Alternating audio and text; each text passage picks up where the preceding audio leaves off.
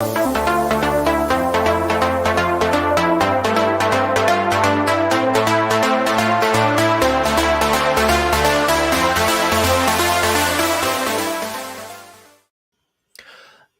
and gentlemen, we are live, L-I-V-E, here on Monday Night Nerd.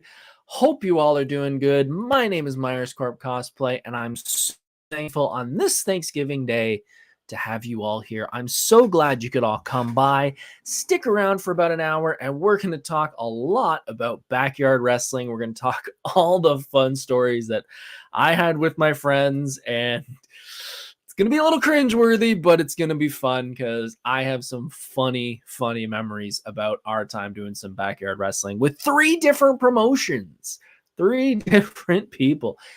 Thank you, Fandom Frontier. Greatly appreciate it. If you're new here, welcome. My name's Myers Corp Cosplay. I am a cosplayer. I am a wrestling fan. I'm a nerd. I'm a comic book fan. I'm a movie fan. I do this every Monday night. I sit here. We yak for about an hour. I talk about all the things nerdy. We usually have one topic. We talk about the news. We have a bunch of fun here. I hope you all have fun. If you could, hit the like button, hit the subscribe button. It means a lot. Leave a comment. Tell me what you think. Tell me if I should shut my mouth for an hour because it feels like a TED Talk sometimes, but who doesn't love TED Talks? Let's get this show on the road. Let's jump into some news because last week we had Mr. Fandom Frontier, Mr. David Thorne here, and I didn't have much news to talk about. And I have to say, now that this actor strike is over, we should have a little more news because it was getting a little slow there. Just nobody was doing anything. There was no movie news. There wasn't really any writing stuff happening, but now we have some news. And also I had some free time because I watched some movies. I watched some movies. I want to give you guys my review because who the heck doesn't like movie reviews? I saw a movie that most comic book fans haven't seen because I don't know why, because it was actually a really good movie. I saw Blue Beetle. And like I said, it was good. I enjoyed it. And the problem, I think, is a lot of people, they either were frustrated with The Flash and just went, I'm done with DC after what they did, or they just saw this as a character that didn't mean anything to them. But either way, I got to tell you guys, go see it. If you're a comic book fan, it's a good movie. I'll fully admit it is Iron Man 1. Like, it really is, but there's only so many stories you can write that aren't the superhero fighting a bigger villain at the end, because that's what 95% of comics is.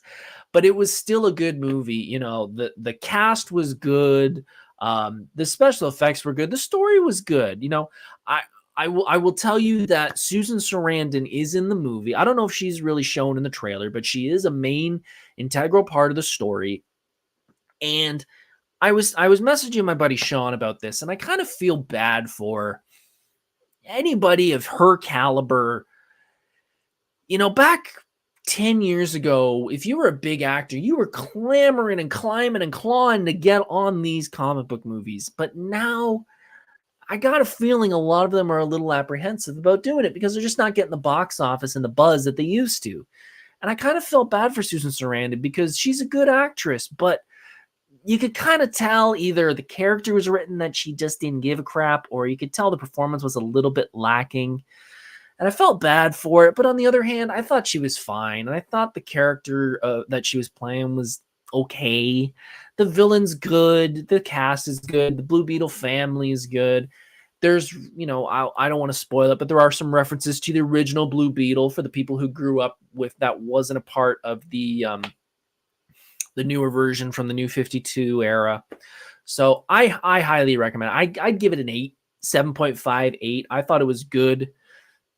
It wasn't mind-blowing, but I wasn't expecting it to be mind-blowing because it's Blue Beetle. I mean, again, if you're going into this thinking everything's going to be the end game, it's never going to be that again. We had that one moment in time that will never happen again, or at least will not happen again for a very, very long time. So just go in with a fresh pair of eyes, and that's what I did. And I thought it was fine. It made me a little more optimistic of what Aquaman 2 might be, because I feel like you just need to just enjoy it. Just enjoy it. Keith. Both, yes, both Blue Beetles. Sorry, I read that wrong. I thought you were saying that. I thought you were mentioning more about it, but yes, both Blue Beetles were mentioned. And Grandma does need her own movie. Grandma is a star of it, and so is George Lopez. They're both amazing characters in it. But like I said, go see it. Another movie I saw, Air. Air was a really good movie. This is the movie about Nike signing Michael Jordan. And I will fully admit, I was a kid in the 90s, so I was a Bulls fan.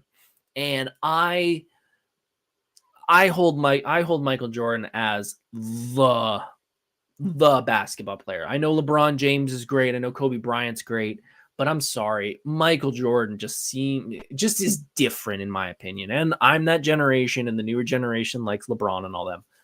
Not gonna have that argument. But this was a really cool movie. Amazing cast: Ben Affleck, Matt Damon. Who else? Chris Tucker's in it.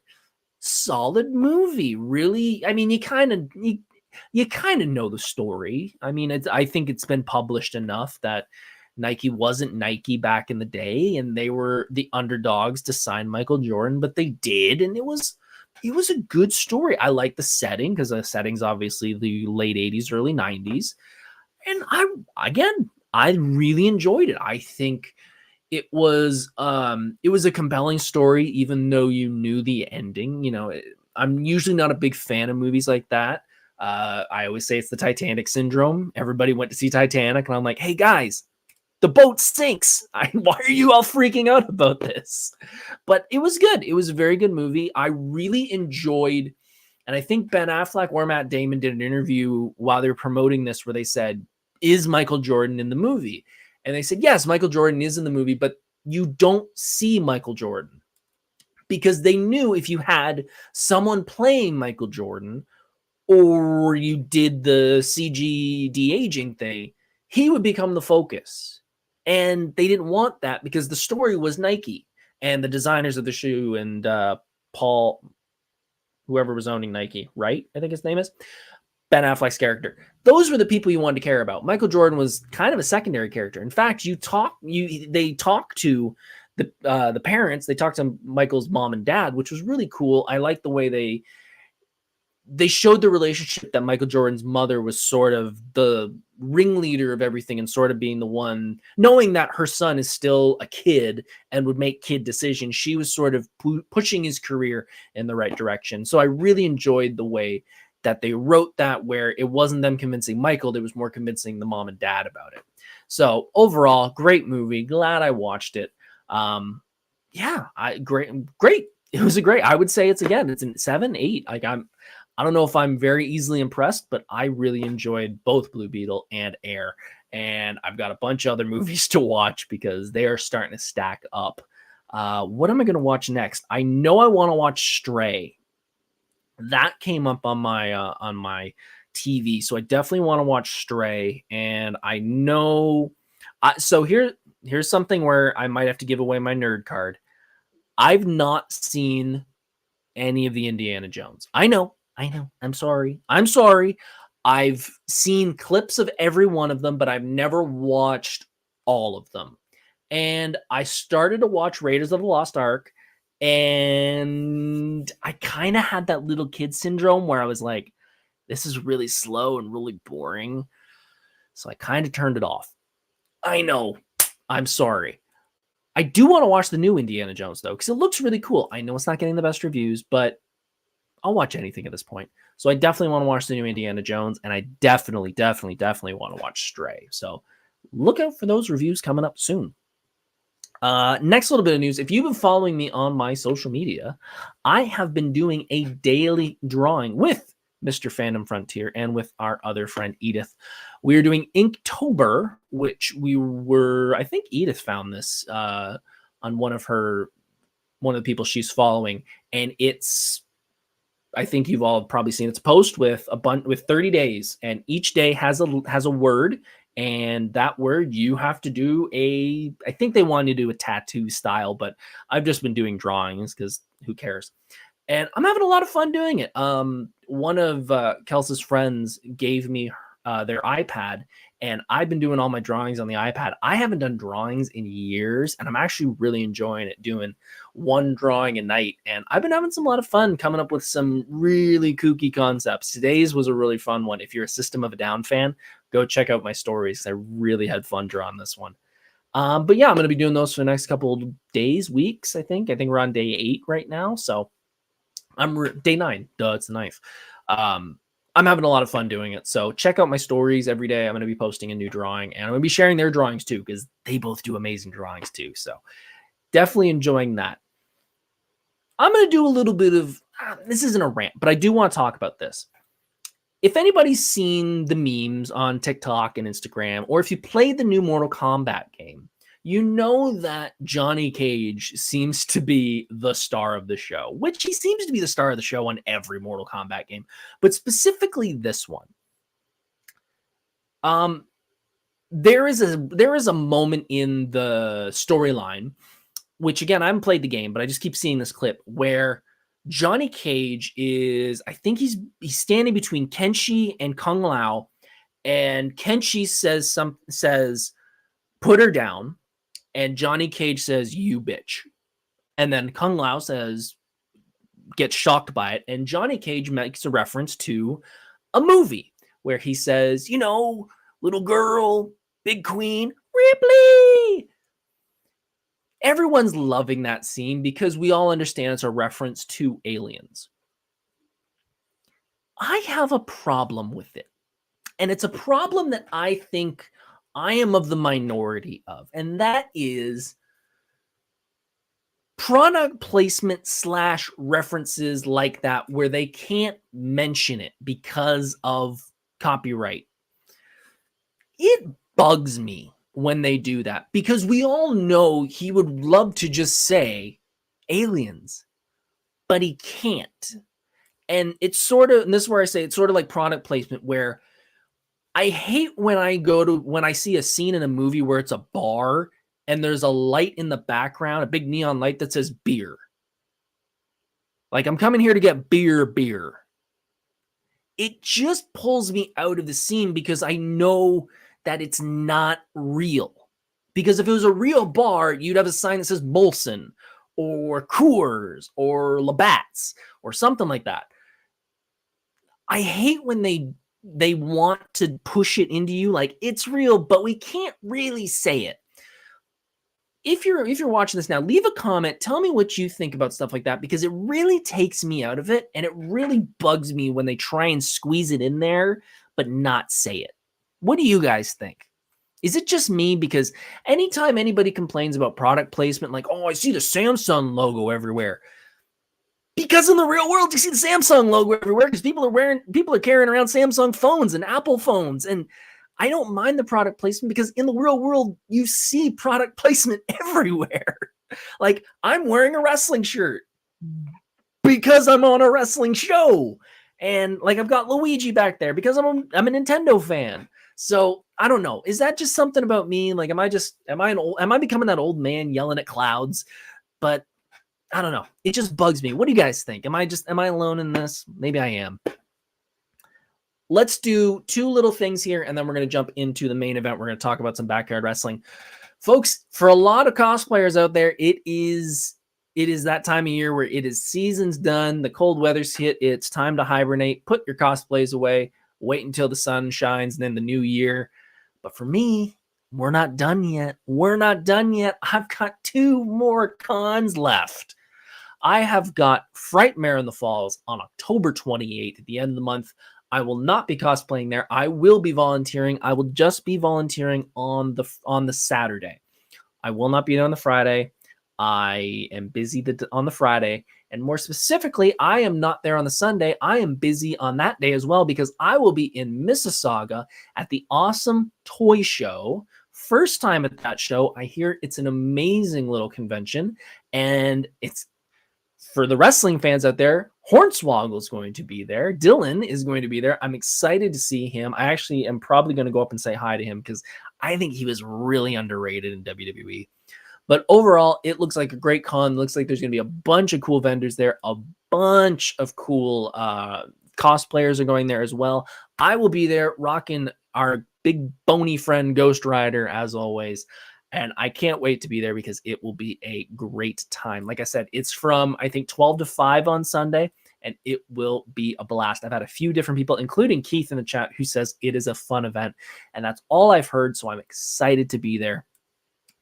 So yeah, Frightmare on the 28th. I will be working with the celebrities on that day. I do not know what celebrity I'm with, but I will definitely be going around seeing the Halloween guests because there are 5 Halloween guests there this year.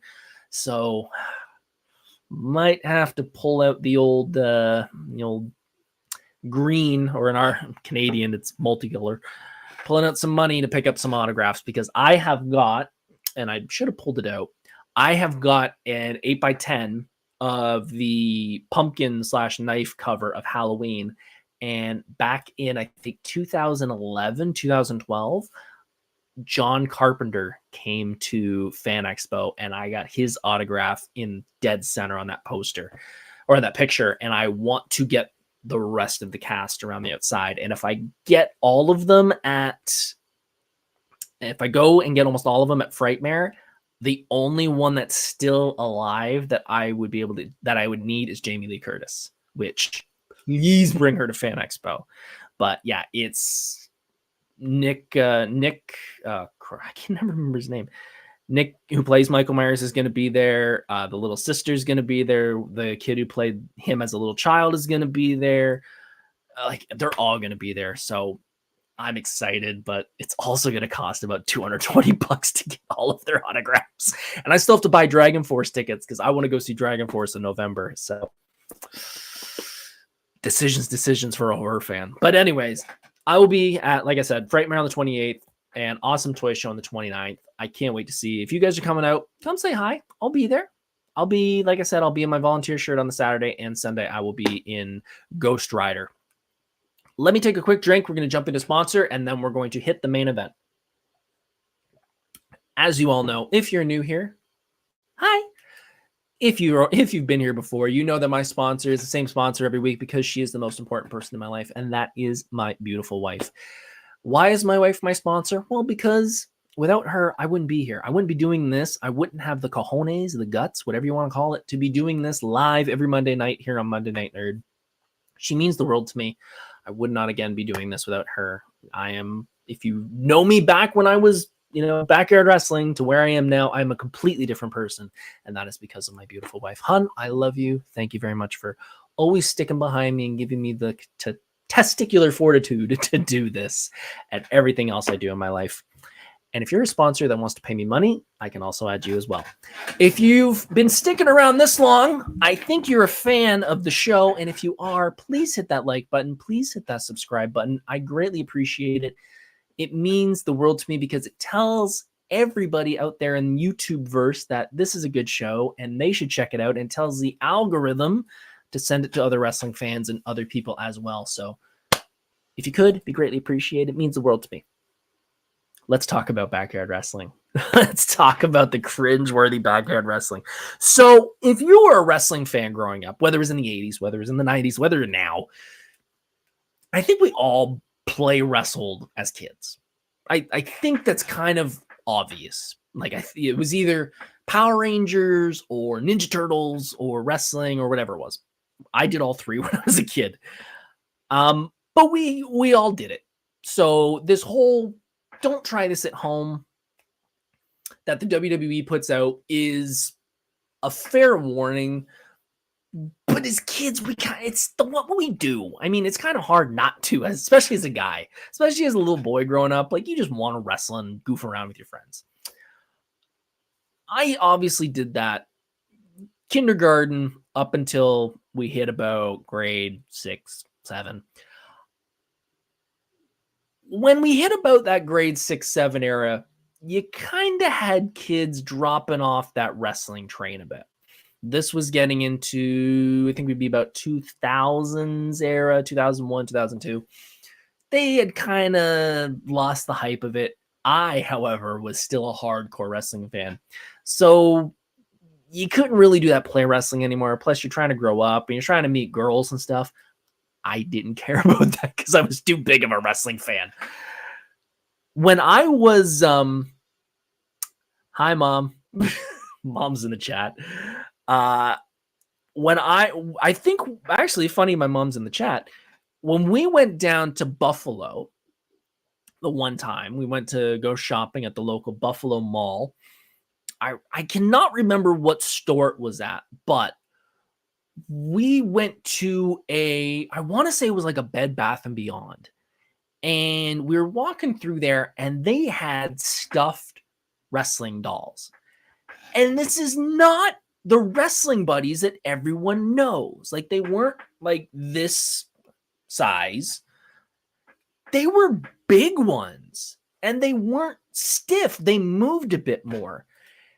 And I picked up, well, my mom bought me a Kevin Nash one that actually had like yarn hair that moved. I've never seen these again. And I've looked like these, and they're official. It's an official WCW Kevin Nash NWO wrestling buddy, but I've never seen these anywhere else. So I don't know if these are stupid rare or what, but I had this doll and I had borrowed former friends' wrestling buddies, like the Ultimate Warrior, Hulk Hogan, that most people know about. And you could wrestle with them, but you couldn't really wrestle with them. This thing moved and it had a bit more like size to it, so you can actually do moves to it and it wouldn't just stay like this. And I used to have so much fun as a kid with this thing. I would have matches with it. I would, I famously got Crayola markers and painted the Ultimate Warrior face paint on myself, not realizing that when it says washable, that does not mean easily washable. That still means you got to scrub a bit after it's been on your skin for a while. So I remember being at home one weekend and just having like the green outline on my face for an extra day till we had to scrub it right off. But that was kid stuff. And it wasn't till, like I said, we hit that age of 6, 7, grade 6, 7. It was Bed Bath & Beyond before it came here. It was Bed Bath & Beyond. I thought so. So around grade 6, 7, and 8, I had some friends that were kind of into the wrestling thing, but it was, like I said, it was starting to go away. But one of them had the parent. And I said, everybody's group, I think, has, I don't want to say the cool parent, because this wasn't the cool parent. This was the one who would let us get away with murder. And by that, if you know the area where I live in Hamilton, the middle school that I was going to was on Ottawa Street. And across the street from that was a YWCA. And the YWCA had a giant gymnasium that was available for rent after 4 o'clock, 3 o'clock, one day a week. And one of my friend's parents was working the desk at the YWCA. And we were all told, if you all bring a couple bucks, you could rent out the gym for an hour or two. Not going to say, we didn't have to say what we were doing. We just got to rent it out. So we rented it out and we all got the crash mats out, and not just the big crash mats, the thinner mats. And we had our own little wrestling league. It wasn't really storyline or anything. We just kind of all had like a big Royal Rumble every day where we all just kind of wrestled each other. And it was fun. We did it probably for about, I want to say, a month or two, like consistently, like week after week after week. And I don't remember what exactly happened, but if I remember correctly, this may be wrong, and I'm sorry if it isn't, but this is what I think happened. If I remember correctly, one of them we were all, I don't even remember what height we were. We had one friend who was taller than us. And if I remember correctly, he wanted to power bomb somebody. And I remember he got him, he lifted him up over his head. And if I remember correctly, he didn't exactly land him flat. he sort of landed him on his upper shoulders, and he was in a lot of pain after that. And I think that kind of killed it for the day. And if I remember correctly, that may have killed it permanently, because I remember one week we went to school and we talked to the kids whose parent was running or was at the desk at the YWCA. And he said, yeah, we're not allowed to go back there anymore, because I think they didn't realize what we were doing. And I think once they realized that we were just wrestling around and kind of doing real WWE stuff, that became a problem. So we kind of had to scrap that. But what happened right after that was, and I think this happened everywhere in the world, at least in Canada and the US, our high school had a wrestling team.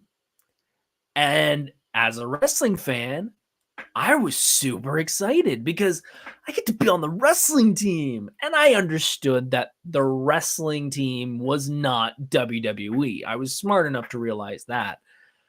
But it was so different when we did it. I think we all signed up excited to, like, again, we all understood the difference, but like there's a parody on South Park where like they all kind of get into like starting position where it's like you're behind the guy and the guy's on all fours. And even we were kind of looking at each other like, this ain't wrestling, even though it really was. And I remember we were on the wrestling team, and it seemed like every week one of us quit until I think we had to go to like an event. We were facing another school. And I know, like, even now, like, I'm not the most built guy in the world. And I remember being this back then, and I was like, there's no way I'm going to this event and wrestling kids that were like my height. Because I knew even other kids my own age were a lot bigger than I was, because they all knew what the gym was. And I didn't end up going. I just ended up calling in sick and was like, yeah, I'm not going to the event. But it was really funny having that moment of like, yeah, we're wrestlers. And then we're just like, nah, I'd rather swing a chair and do WWE stuff. But in around grade 6, 7, 8, I met two kids who became lifelong friends. And that was my buddies Kurt and Caleb. Kurt, I know you're probably watching this tomorrow morning before you head off to work, or while you're at work. Hopefully not at work. Hopefully when you're free and not slacking and watching my show. Kurt and Caleb are two of the coolest guys I've ever met, and we were instantly wrestling fans. Like that was the thing. We just all went, we're wrestling fans. They came over every single Monday night to my house, and we watched Raw. We watched pay-per-views at Kurt's place because Kurt had the pay-per-view channel, and we'd go to the cinema to watch wrestling when the pay-per-views were there if we wanted to see the big events.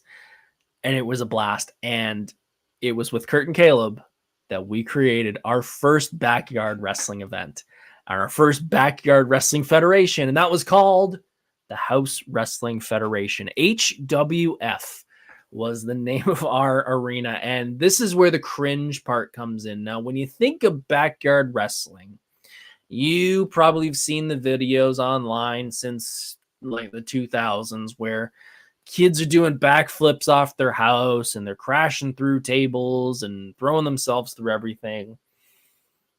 We didn't. We were a little tamer than that. In fact, it was only later on that we actually wrestled outside at all. We actually wrestled, and this is where the cringe comes in my bedroom. And I know how funny that sounds. And yes, I'll get a chuckle about that. But I had the benefit of having a really cool bed. My mom's boyfriend at the time had a waterbed frame. However, he did not have a waterbed to put in it. So what he did was he bought a piece of foam that had to have been about this thick, and that was what I slept on. So, and if you don't know, a waterbed frame is the biggest frame you could buy at the time. So this was huge for a kid, and we used that as a wrestling ring because it was being thrown on foam. Like, why wouldn't it's way softer and you're not killing yourself? So we would wrestle in my bedroom. And my bedroom was shaped perfectly that the door going into my bedroom was a very long rectangle room, door on one side, bed on the other. So that was like our entrance ramp going to the ring.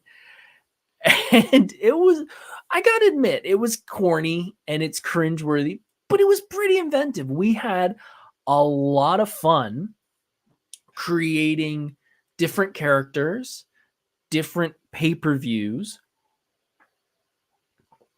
and especially, which I think every kid enjoyed the most, the entrances. But first, if you were a part of the pre-show on Instagram, I showed these papers. And for those who are unaware, and the only people who would know are Kurt and Caleb and myself, these are our pay-per-view cards that I have kept since 2002, 2001, maybe earlier. I don't know. But because I cared so much about this, I typed out all of our matches, all of our pay-per-views, listed the winners, and going through these, I have so many memories of some of these characters that we had. So I was a big Rob Van Dam fan and still am. So one of my characters, we all had multiple characters, by the way. There's 3 of us. We each had probably 10 characters. So, and they're all different ones. So like I said, I was a Rob Van Dam fan. So I had Mike Van Dam, MVD. Who else do we have? We had Mr. Incredible before the Incredibles kicked in. Billy Craigwire, which I believe was Kurt. Ted Hardy, Mickey Mix. I'm a Motley Crue fan. Mick Bain. Mick Bain is the one character that makes me laugh every single time. This was Caleb being a Scotsman, and he had the Scottish plaid hat with the hair, and he came out to William Regal's, or Steven Regal, shall we say, Steven Regal's Man's Man. He's a man. And I still cannot listen to that music without thinking of Caleb. Who else we got here? We got Derek Moss, who I believe was Kurt. We have Denham Jackson, Denham the Razor Jackson. Who else here? Sean Benjamin, Busha, Kenny Dukem, Shane Hardy, who else? Goliath, Angelo Montana. Like, these are some of the kookiest names, and I would love to remember. Oh, Slither. Slither was one of Caleb's. And if you've ever played, what's the fighting game? What's the fighting game? I can't think of it. But he would always come in doing like this shoulder snake move, and that he would just do the whole match like this. And it's stupid when I'm doing it, but we were dying laughing at how corny and fun these were. And we would have different pay-per-views. Boulevard of Broken Bones. You can tell Green Day happened at that point. No Man's Land, End of the World, Wrestle Stock, which sounds like an AEW pay-per-view. King of Nothing. But yeah, it was a blast doing these pay-per-views. And like I said, I had almost all of the foam WWE belts. So I had the World Championship, Intercontinental, European, Tag Team, Hardcore. I had all of these belts, so we would just use those as our championship belts. And if we didn't have anything, we would have them. We would modify them. So like the U.S. Championship, because we're in Canada, we had the Canadian Championship. Some of these matches, like I would love to have recorded. This is before you could easily get everybody had a camera phone. I would have loved to recorded some of these just to be like, what were some of these matches? Because I don't remember some. Like, we had the traditional ones of like ladder match, ambulance. We have one called the Valley match. I have no idea what that was. There was another one in here that caught my eye. Cruiserweight Championship, the Ego match. Not a clue what that was. Submission, Olympic Flame match. This one sticks out as one of the goofiest ones that we'd ever thought of. So this was, I want to say I made a torch. And what we had to do, because my bedroom was on the top floor of the house, we had to wrestle throughout the house going downstairs to the basement, and we had to put whoever put the flame in the spot that we predetermined was the winner of the match. It was so funny. Comrade Caleb's character, Comrade Shevchenko, Caleb's Russian character. First ever chain match. Yeah, we had so much fun with these, and like I said, the matches and stuff were corny 100%, but we also did like I had the technology to do burn CDs. So I got them to tell me what they wanted as their theme music, and I would burn CDs with just every theme song that they wanted. I have on this hard drive so many WWE theme songs from LimeWire and Napster that I just, because you couldn't get them anywhere. They would do, WWE would do CDs, but then you'd always have new people coming in, and they stopped doing these CDs. So I would just jump on LimeWire and download everything that I could find of a new superstar. So anytime I have I'm really bored, I will throw this hard drive onto a computer and I will listen to all these WWE themes and try and remember who they are, because there are some that are random as hell that I have no idea. But we would really enjoy coming out to our different entrance music, and we'd turn the lights on and off. And there was one that everyone, I shouldn't say everyone, Kurt and Caleb always make fun of me. I can't remember what character I was, but I told them to put on track blah, blah, blah for this theme music. And I'm getting ready to do the theme song. I push the door open and I come out, and China's music hits, which China's music is "Don't Treat Me Like a Woman, Don't Treat Me Like a Man." And they're dying because, we're teenagers and he's a girl.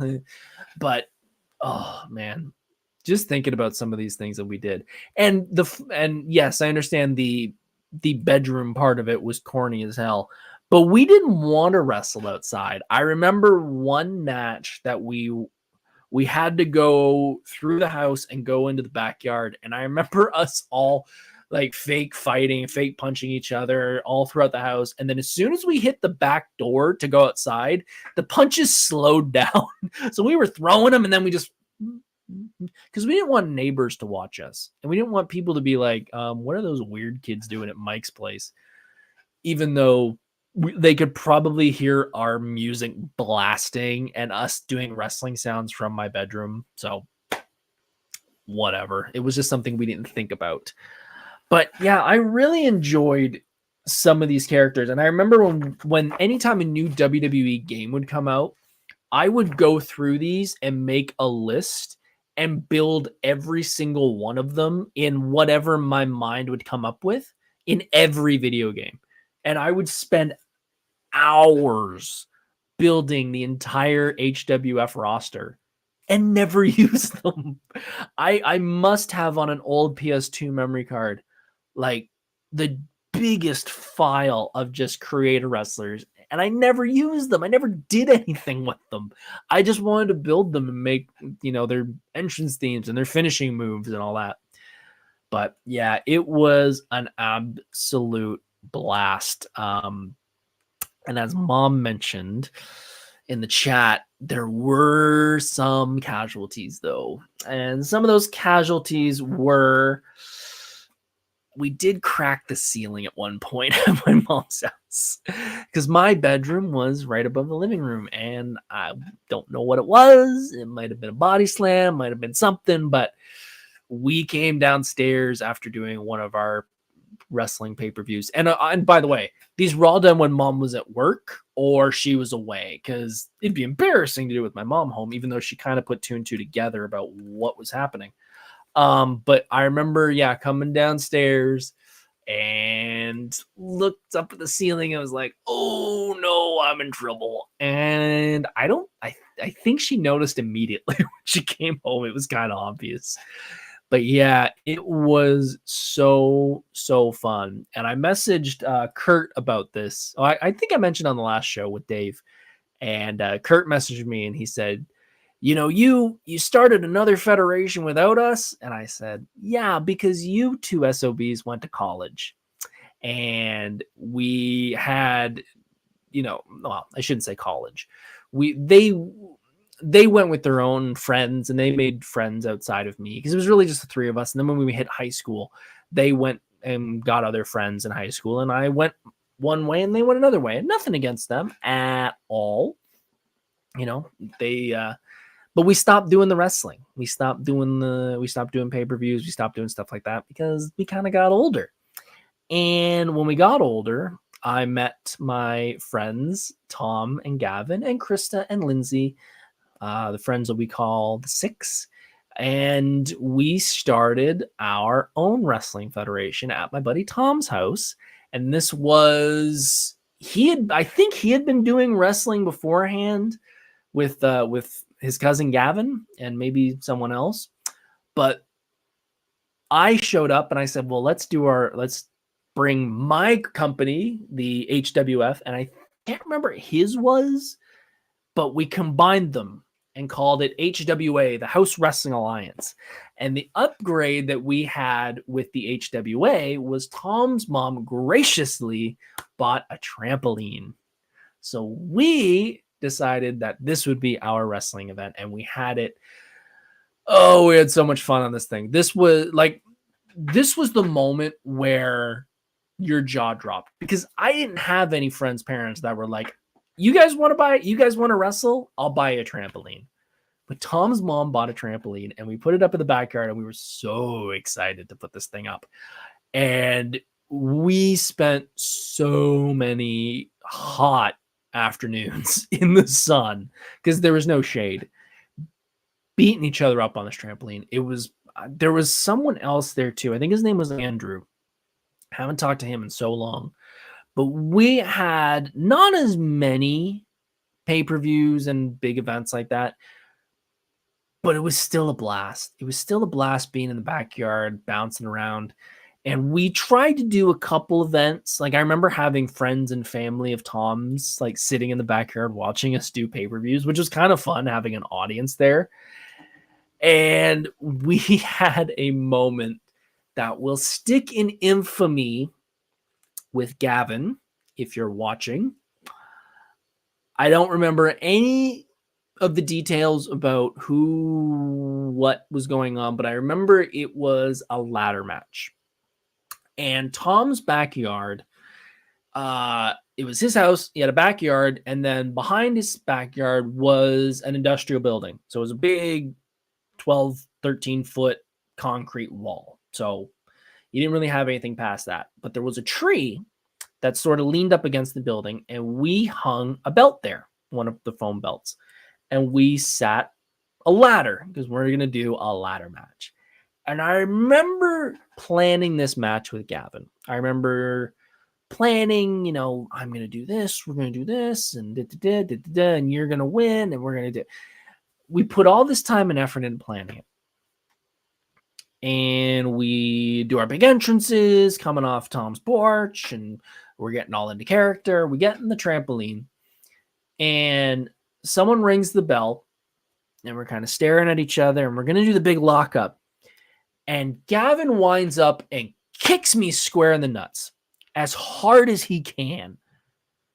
Not a fake kick, square hard kick in the nuts. And I fall over in pain, obviously. And Gavin casually walks over to the ladder, climbs the ladder, grabs the belt, and declares himself the winner. And I said, what the hell was that for? And he goes, well, I don't understand why they don't do that in WWE. It seemed to work. And I will never let him live that down, because we could have just booked the match that way. Like, he could have said, hey, I got this really good idea. I'll just kick you in the nuts and climb. That's hilarious. I love it. You didn't have to just square kick me in the nuts, though. Good guy, but never going to let him live that down. But we had a blast doing that. There's a photo. If you have me on Facebook, on my personal Facebook, you can go back and see me doing big flips and stuff off that trampoline. We had a blast on that thing. The problem was, though, it only lasted a year, because with a trampoline, you can't really leave it out in the elements. And we left it out during the winter because we didn't really think about it. And I remember it was probably a couple months after the snowfall, and you could already see the rust coming on it. And I'm like, I don't feel safe jumping on the thing next year. And sure enough, by the time we got around to the next year, that trampoline was no longer safe to bounce on, which sucked because I thought we had a lot of fun doing it. And I was really kind of bummed about it because I really had fun doing backyard wrestling. The good part is where Tom's house was, a local wrestling company purchased one of the warehouses right down the street from his house, within a block of his house. And we started actually pro wrestling training with a legitimate wrestler.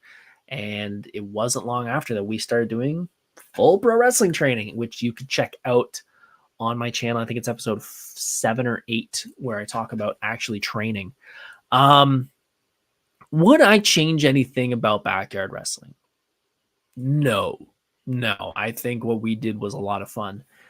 Do I feel that backyard wrestling can get, does it have as bad of a rap as it did back in the 2000s when, the recording everything first started happening and all these kids doing stuff in their backyard, jumping off houses and stuff? I think at the time I think it was a good thing that WWE put out the warnings of don't try this at home, because, you really could hurt yourself. And I'm a key person to believe in that, because I did actually hurt myself and this wasn't during one of the backyard wrestling events. This was just one of the moments where I was wanting to do something to do with wrestling, and I ended up doing something really stupid. At my mom's house, we had an extension that was probably 10 feet. My mom's going to correct me, probably 10, 12 feet high. And it wasn't a severely slanted roof. It had a little bit of a slant, but not a lot. But snow would accumulate there. So I would say, I'll go up on the ladder and I'll clear the snow off just so it's not weighing down on that roof. And my mom has a giant long driveway, so we would shovel the snow back and we'd make a big mound that was like probably 6 feet tall in some spots of snow. Well, I'm a wrestling kid. I'm on a roof. There's a big pile of snow. I'm going to jump off the roof into the big pile of snow, which I did several times. And, I would do big splashes. The Hardy Boys were big then, so I was doing flips, doing the Swanton Bomb onto the snow. And I was really having a blast doing it. However, there was one year that I walked up the ladder. We had a big fresh pile of snow, and I did a big Swanton Bomb flip, landed on my back, flat in the snowbank, and it was great. The adrenaline rush was going. I said, I want to do that again. I ran back up the ladder as fast as I could, and I jumped again. And I didn't think before I jumped, and I did a flip again, and I didn't realize that I'm landing in the exact same spot I landed in the first time, and the snow was compacted by that point. So what was 5-6 foot pile has now been crushed down to about a 2-3 foot pile, and it's hard as a rock. And I landed on my butt and just jacked my whole spine and neck up. I felt and sounded like every vertebrae just crunch at the same time. And I know my mom will famously remember me just going, ugh, when I hit, and I knew I was in trouble. I was able to walk, but ever since that day, I have had a bad back and a bad neck and bad shoulders. And I know, we all have bad shoulders, but even just sitting here normally, I can tell this shoulder's higher than this shoulder. And that's just probably from that. And just, my neck is always a little crooked. I feel like, and yeah, that was definitely the worst injury from that. And ever since then, I never did anything like that again. So the backyard wrestling thing, it can lead to injury. So I completely understand. I don't think it's as prevalent now. Like, I don't think kids are backyard wrestling as much as they used to. But if you're someone who has a kid that wants to backyard wrestle, I would definitely warn them and do your best to maybe inform them. I wouldn't say stop them because you're never going to stop them, but inform them of what to do, what not to do, because yeah, I am still paying for it today after 20 some odd years. And it was my own fault. I was stupid.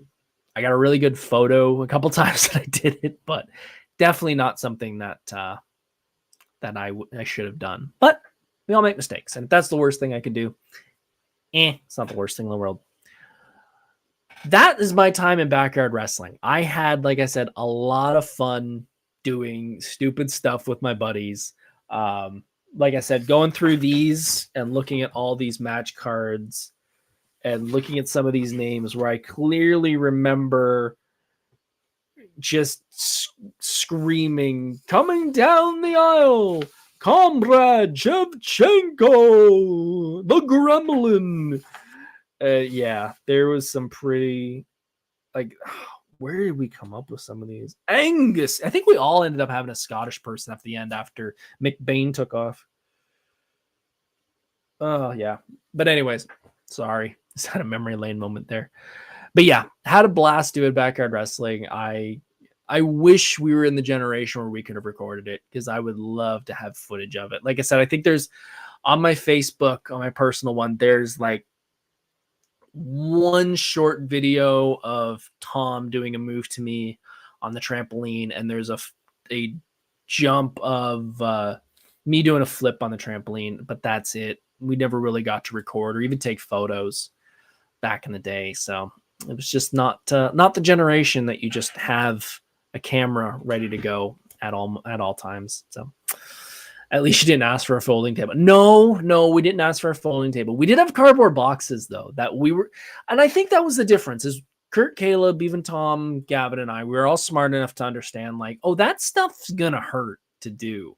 Anything like going through ladders and going through tables and stuff like that, or even steel chairs. Like, I remember making cardboard chairs and cardboard boxes for tables and stuff, because that stuff is like 1,000 times easier to go through than using actual furniture. But that is all to this week, folks. I'm glad you could stick around. Thank you all. If you're new here, thank you for paying attention. Thank you for listening. This has been a blast. Hit that like button, hit that subscribe button. If you're watching on YouTube, thank you so much. If you're watching on Facebook, thank you again. It means a lot to me. Your song of the week, because we've been talking about wrestling all night, let's talk about the best wrestling song out there. I'm not talking about theme songs because there's a million different theme songs. The best wrestling song, Union Underground, Across the Nation. Check it out on the playlist on YouTube, Songs of the Week from Monday Night Nerd. If you don't remember it, that is the Raw theme from about 2000 to 2002 from the Forcible Entry CD from WWE. It is still one of the best songs, and I still see people making 2023 versions of the entrance video with that song because it's such a good song. So check that out. Run down some memory lane moments with me. That is all for the night. I am so, like I said, thankful. Next week, we're going to do another top 10 because top 10 seem to be what people want to see more of. So we're going to do some more of those. Next week, top 10 Disney movies. What's yours? I'm going to put a post on social media in the next couple of days, and I want to know what your top 10 Disney movies are. I'm going to ask for your top 3, 5 maybe, because I'm going to go through my 10. I want to know what yours are to see how we compare. And we're going to talk about those and a lot more next week on Monday Night Nerd. Thank you all for tuning in. I will see you all next week. Stay nerdy and be safe. Have a happy Thanksgiving, and I'll see you all soon. Take care. See you guys.